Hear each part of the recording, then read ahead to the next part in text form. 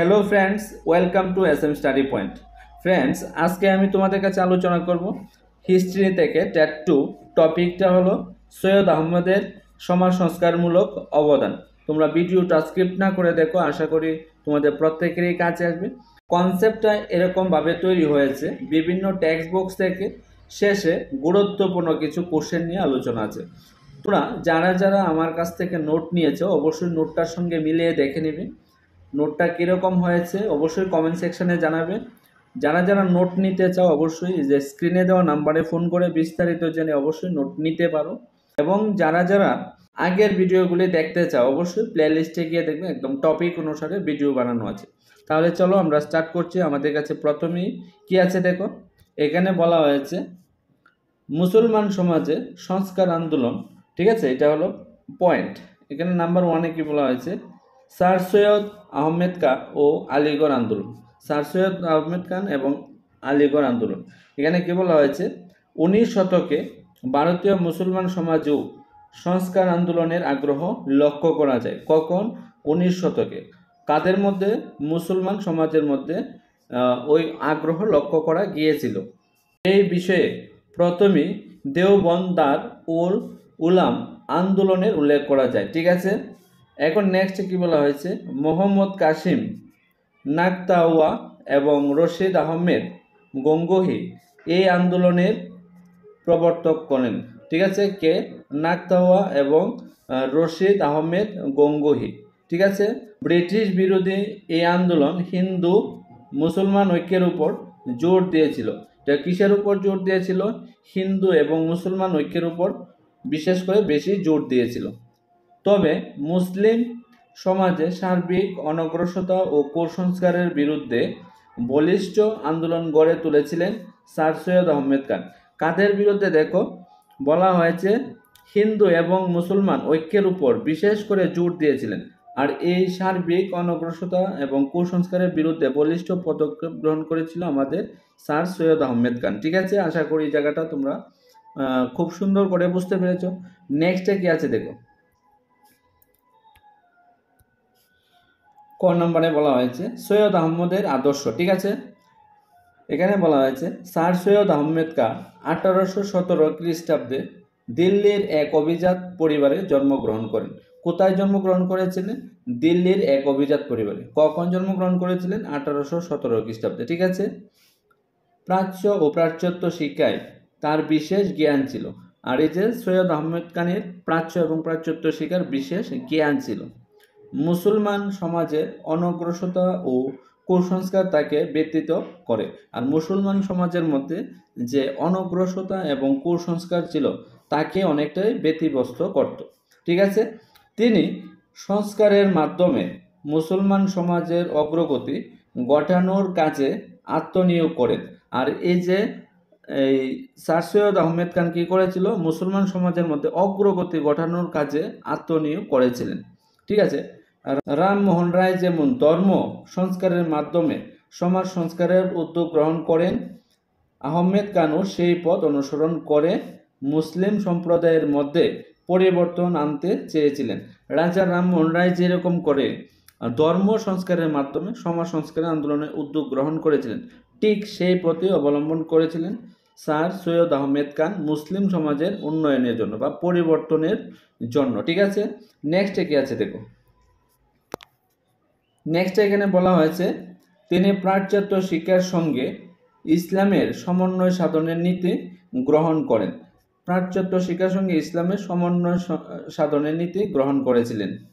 কোরআনকে নতুনভাবে ব্যাখ্যা করে তিনি দেখিয়ে দেন যে ইসলাম প্রগতি ও সংস্কার বিরোধী নয়। তিনি একদম কোরআনকে ব্যাখ্যা করে বুঝিয়ে দিয়েছিলেন যে ইসলাম প্রগতি এবং সংস্কার বিরোধী নয়।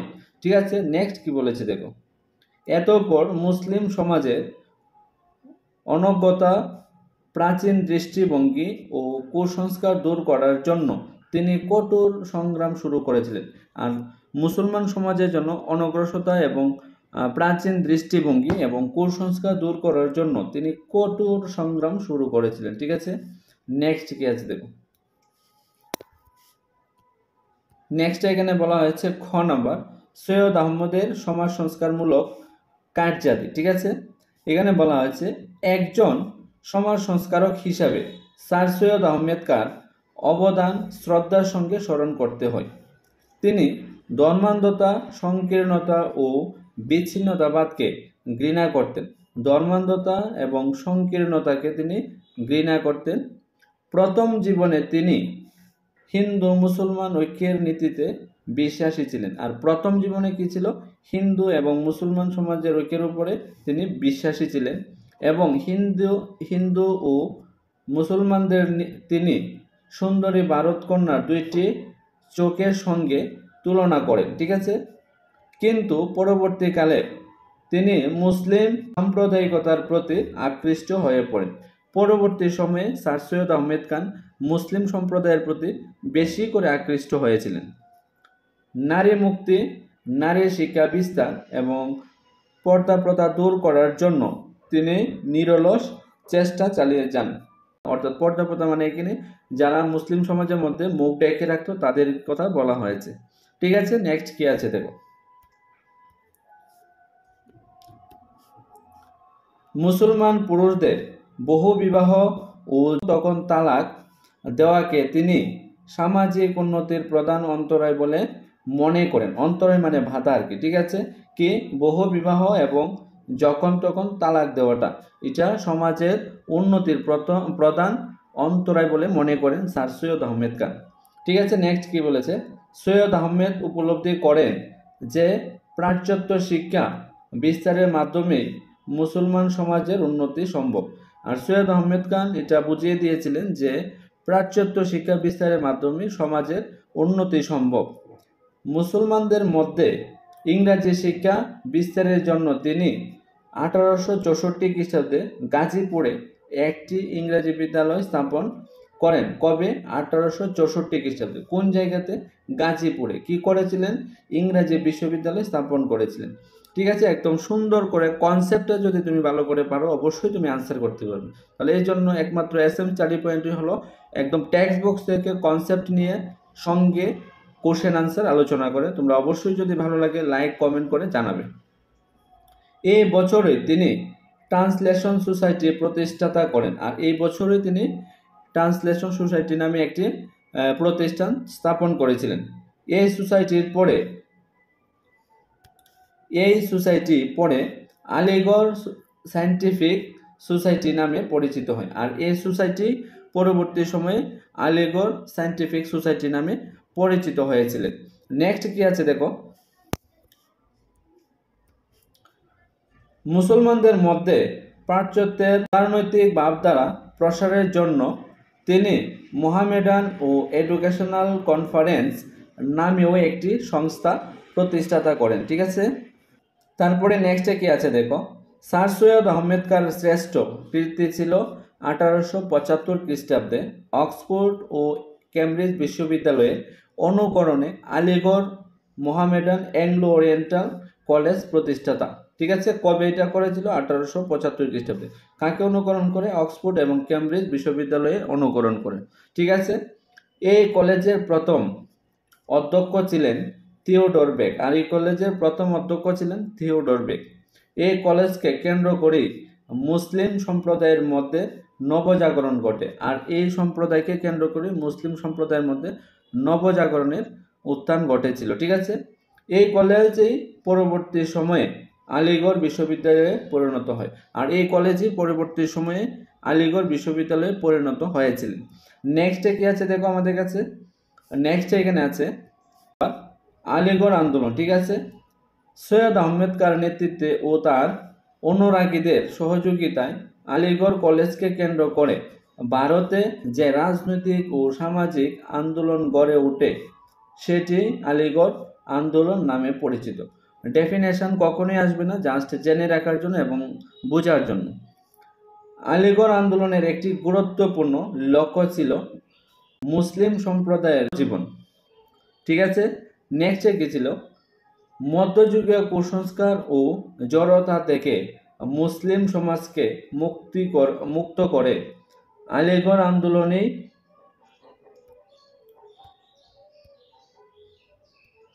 মধ্যযুগীয় কুসংস্কার ও জড়তা থেকে মুসলিম সমাজকে মুক্ত করে আলিগড় আন্দোলন এই লক্ষ্য পূরণ করতে পেরেছিল। ঠিক আছে, নেক্সটে কি আছে দেখো আমাদের কাছে।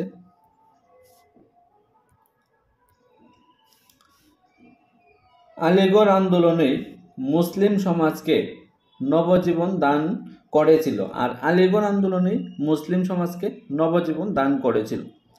কিন্তু ক্রমে আলিগড় আন্দোলন সাম্প্রদায়িক রাজনীতি কেন্দ্রে পরিণত হয়, আর আস্তে আস্তে করে এই আলিগড় আন্দোলনই সাম্প্রদায়িক রাজনীতি কেন্দ্রে পরিণত হয়েছিল এবং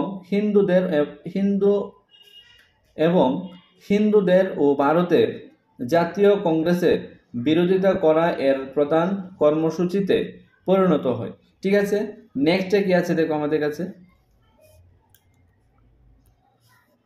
2 নাম্বার, মুসলিম সমাজের অন্যান্য সংস্কার আন্দোলন। আর মুসলিম সমাজের অন্যান্য সংস্কার আন্দোলনের মধ্যে কি ছিল দেখো।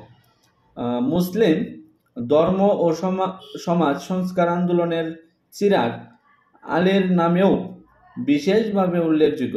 কার নামে? চিরাগ আলীর নামেও বিশেষভাবে উল্লেখযোগ্য। তিনি মুসলিম সমাজে পুরুষদের একটি মাত্র বিবাহ ও নারীদের মর্যাদা বৃদ্ধির আন্দোলন করেন। কি করেছিলেন?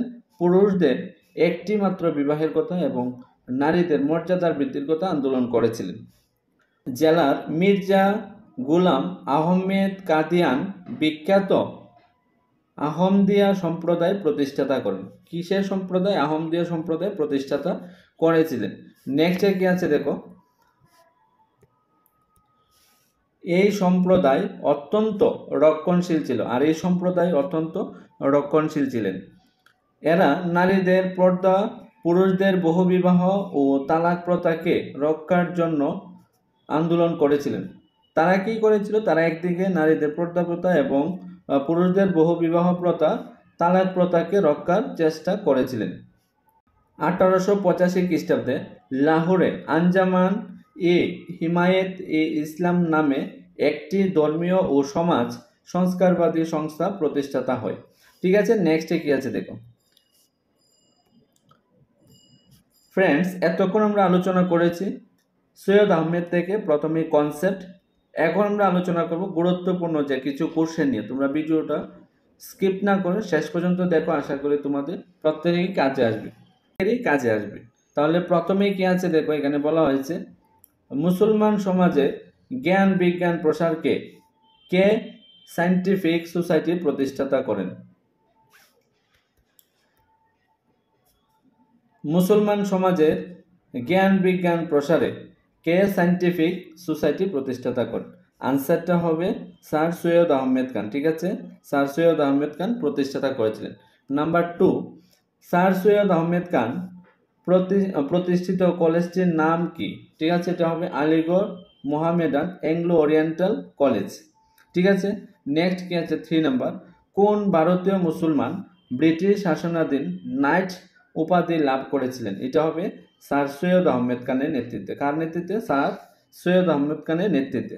নেক্সট কি আছে দেখো, নেক্সট এখানে বলা হয়েছে 8 নাম্বার, কে আলিগড় আন্দোলনের প্রবক্তা ছিলেন?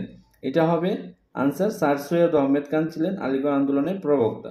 5 নাম্বার, স্যার থিওডোর বেক কে ছিলেন? স্যার থিওডোর বেক কে ছিলেন? আলিগড় কলেজের অধ্যক্ষ ছিলেন স্যার থিওডোর বেক, আলিগড় আন্দোলনের অধ্যক্ষ ছিলেন।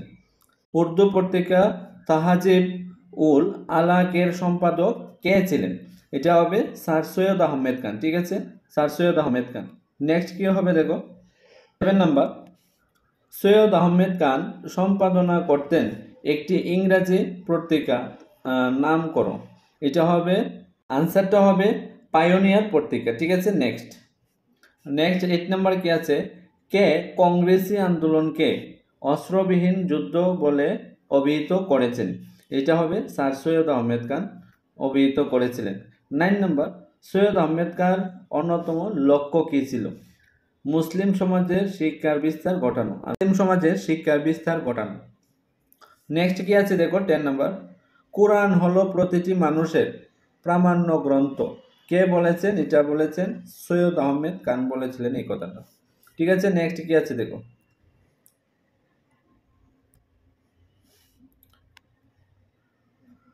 11 নাম্বার, ট্রান্সলেশন সোসাইটি কে প্রতিষ্ঠাতা করেন? স্যার সৈয়দ আহমেদ খান প্রতিষ্ঠাতা করেছিলেন। ঠিক আছে, 12 নম্বর কত খ্রিস্টাব্দে sir Syed Ahmed Khan Aligarh Anglo Indian কলেজে প্রতিষ্ঠাতা করেন? এটা হবে 1875 খ্রিস্টাব্দে। ঠিক আছে, 1875 খ্রিস্টাব্দে। 13 নম্বর মুসলমান সম্প্রদায়ের রামমোহন নামে কে পরিচিত?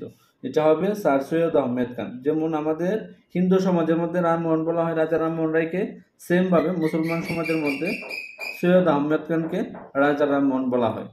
14 নম্বর হিন্দু ও মুসলিম হল একই জননীর দুই সন্তান, ভারত মাতার দুই চোখ, কে বলেছেন? এটা বলেছিলেন স্যার সৈয়দ আহমেদ খান। ঠিক আছে, স্যার সৈয়দ আহমেদ খান। নেক্সট কি আছে দেখো, নেক্সট আমাদের কাছে আছে 15 নম্বর নয়ান মোহামেডান অফ ইন্ডিয়ান গ্রন্থটি কে রচনা করেন? এটা হবে স্যার সৈয়দ আহমেদ খান রচনা করেছিলেন। ঠিক আছে, 16 নাম্বার ট্রান্সলেশন সোসাইটি কবে প্রতিষ্ঠাতা হয়? এটা হবে 1864 খ্রিস্টাব্দে প্রতিষ্ঠাতা হয়েছিল। 17 নাম্বার ট্রান্সলেশন সোসাইটি পরবর্তীকালে কি নামে পরিচিত হয়? এটা হবে সায়েন্টিফিক সোসাইটি নামে পরিচিত হয়। সায়েন্টিফিক সোসাইটি নামে পরিচিত হয়। নেক্সট কি আছে দেখো আমাদের কাছে, নেক্সট আছে 18 নাম্বার ভারতীয় রাজনীতিতে কে বিচ্ছিন্নতাবাদের বীজ বপন করেছিলেন? এটা হবে সৈয়দ আহমেদ খান বপন করেছিলেন। 19 নাম্বার স্যার সৈয়দ আহমেদ খানের জন্ম কোথায় হয়? এটা হবে উত্তরপ্রদেশের রায়বেরেলিতে জন্মগ্রহণ হয়েছিল। ঠিক আছে, নেক্সট কি আছে the causes of the India revolt গ্রন্থটি কে লিখেছিলেন? এটা হবে স্যার সৈয়দ আহমেদ খান, স্যার সৈয়দ আহমেদ খান। ঠিক আছে, নেক্সট কি আছে দেখো, ইউনাইটেড ইন্ডিয়ান প্যাট্রিয়টিক অ্যাসোসিয়েশন কে প্রতিষ্ঠাতা করেন? এটা হবে স্যার সৈয়দ আহমেদ খান প্রতিষ্ঠাতা করেন।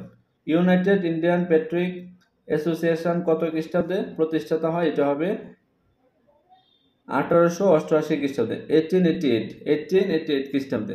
ঠিক আছে, the present state of India politics গ্রন্থটি কে লিখেছিলেন? এটা স্যার সৈয়দ আহমেদ খান লিখেছিলেন। ঠিক আছে, নেক্সট কি আছে দেখো,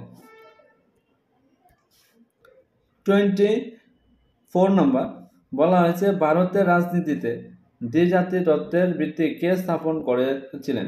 স্যার সৈয়দ আহমেদ খান করেছিলেন। ঠিক আছে, আমাদের কাছে 25 নম্বর কোশ্চেন কি আছে দেখো, Educational Congress, United Indian Patriotic Association এবং Mohammedan Anglo Oriental Defence Association কে প্রতিষ্ঠাতা করেন? আনসারটা হবে স্যার সৈয়দ আহমেদ খান প্রতিষ্ঠাতা করেন। নেক্সট কি আছে দেখো আমাদের কাছে, নেক্সট 26 নম্বর স্যার সৈয়দ আহমেদ খান কোথাকার সদর আমিন পদে নিযুক্ত ছিলেন? এটা হবে বিজনুরের। ঠিক আছে, এর উত্তর হবে বিজনুরের। নেক্সট কি আছে 27 নম্বর দ্য লয়েল মোহামেডানস অফ ইন্ডিয়ান গ্রন্থটি কে লিখেছিলেন? এটা হবে স্যার সৈয়দ আহমেদ খান লিখেছিলেন। নেক্সট কি আছে আমাদের কাছে 28 নম্বর কোশ্চেন হবে অ্যাংলো ওরিয়েন্টাল কলেজ কবে আলিগড় বিশ্ববিদ্যালয় স্থাপিত হয়? কবে হবে, কবে? এটা হবে 1920 অর্থাৎ 1920 খ্রিস্টাব্দে। ঠিক আছে, স্যার সৈয়দ আহমেদ খান কবে মুসলিম শিক্ষা সম্মেলন স্থাপন করেন? এটা হবে 1886 খ্রিস্টাব্দে, 1886। ঠিক আছে, দ্য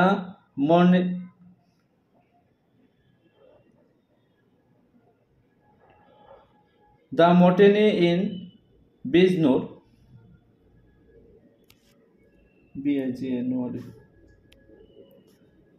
দ্য মটেনি বিজ 30 নম্বর দ্য মটেনি ইন বিজনুর গ্রন্থটি কে লিখেছিলেন? এটা হবে স্যার সৈয়দ আহমেদ খান লিখেছিলেন, স্যার সৈয়দ আহমেদ খান লিখেছিলেন। অ্যাংলো ওরিয়েন্টাল কলেজকে উদ্বোধন করেছিলেন? এটা হবে লর্ড লিটন উদ্বোধন করেছিলেন, লর্ড লিটন উদ্বোধন করেছিলেন। ঠিক আছে, নেক্সট কি আছে দেখো, নেক্সট এখানে বলা হয়েছে ট্রান্সলেশন সোসাইটি কোথায় স্থাপিত হয়? এটা হবে বিজনুরে স্থাপিত হয়। ঠিক আছে, নেক্সট কি আছে দেখো 33 নম্বর ট্রান্সলেশন সোসাইটি কেন প্রতিষ্ঠিত হয়েছিল? এটা হবে বিজ্ঞানসম্মত গ্রন্থ অনুবাদের জন্য। ঠিক আছে, বিজ্ঞানসম্মত গ্রন্থ অনুবাদের জন্য। তাহলে ফ্রেন্ডস, এই ছিল আমাদের স্যার সৈয়দ আহমেদ থেকে প্রথমে কনসেপ্ট, তারপর গুরুত্বপূর্ণ কিছু কোশ্চেন নিয়ে আলোচনা। আশা করি তোমাদের কাছে ভালো লেগেছে ক্লাসটা। যদি তোমাদের কাছে ক্লাসটা ভালো লেগে থাকে অবশ্যই ক্লাসটা বিভিন্ন জায়গাতে শেয়ার করতে পারো ফ্রেন্ড সার্কেলে। এবং এখনও যারা যারা আমার SM স্টাডি পয়েন্ট চ্যানেলটাকে সাবস্ক্রাইব করে নিও, অবশ্যই সাবস্ক্রাইব করে পাশে থাকা বেল আইকনে,